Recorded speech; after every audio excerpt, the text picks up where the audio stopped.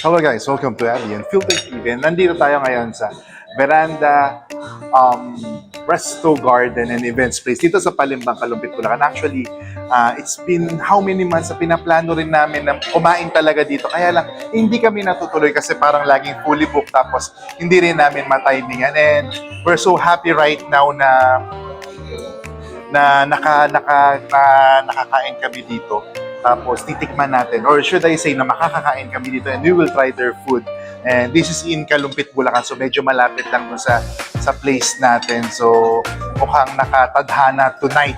Nandito kami magdi-dinner kasi we're thinking kanina, saan ba kami magdi-dinner? Sabi, parang dapat doon kami sa kabila. Pero try nga natin yung veranda. So let's try it.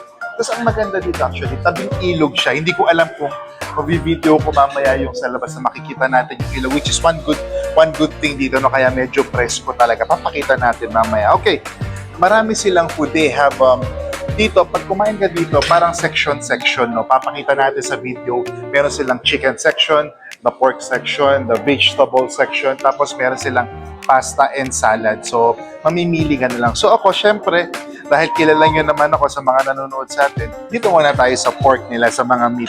So, first course, kanilang lengua. Oh, okay.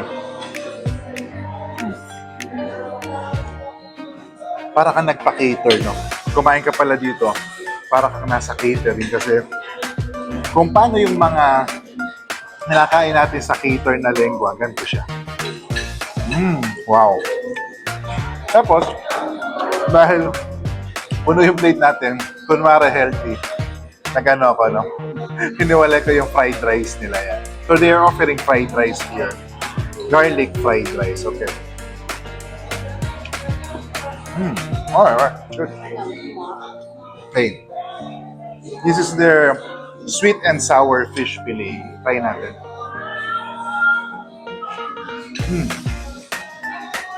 Meron siyang ano, parang malalasahan mo yung pagka-fried niya, no, parang sumasama siya dun sa aroma ng butter, no, yung nakapaligid dun sa, yung nakabalot dun sa fish fillet and sweet and sour. So masarap siya. Unlike the others, yung mga ibang sweet sour na natitikman natin, di ba? Makakapal yung parang breading, nakakaumay. Ito okay siya. Tapos yun nga, meron siyang smoky aroma. Wow. Okay. Ito yung matagal ng pinapangarap ng kahanitin dito, the lechon kawali. So, sa wakas, matitikman na namin. Hindi ako nakakuha ng sausawan, makikisawsaw ako Kumain natin.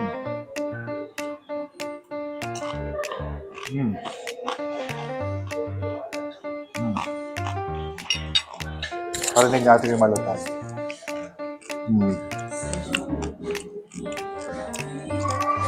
Sana naririnig nyo kung gaano siya kalutong, no? So, natin yung pinaka, niya, na kami. Pasawsaw-bi, Hindi ako ang sausawan.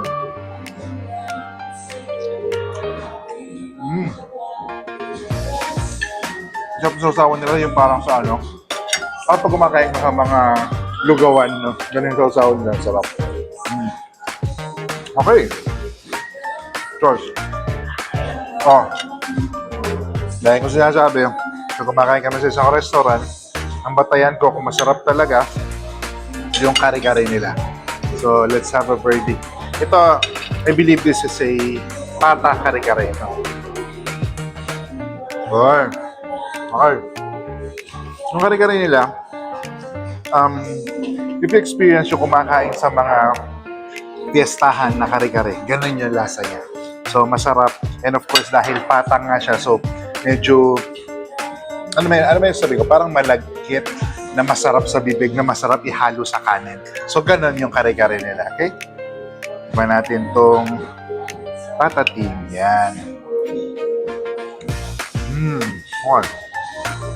So, the typical patatim, no?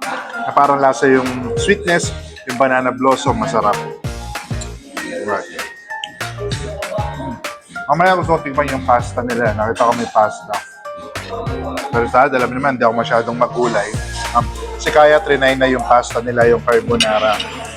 Kaya, masarap ba yung carbonara? Yes. Yes, okay. Yan. Si Kaya kasi parang ano eh, a girl of few words. Yan. So yun guys sana, especially sa mga taga-Kalumpit, sa mga nearby town natin, no? Sana try nyo dito. Maganda dito sa veranda. It's relaxing, it's cozy.